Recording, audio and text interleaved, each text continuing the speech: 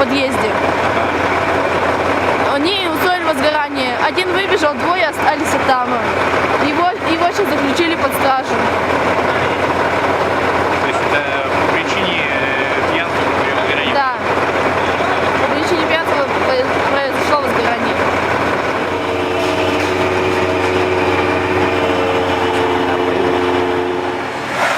Как там ходят, ага?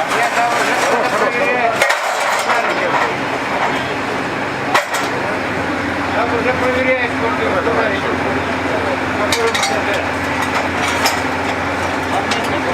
Там все хотят фонариком.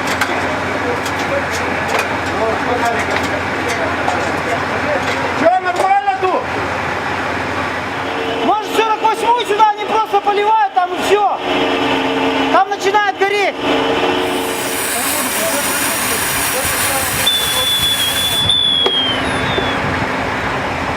Мне надо это. Менять. Что, надо полунок будет? Леха, принеси мне баллон. Часов 8 почувствовали дым, загорело вовсю.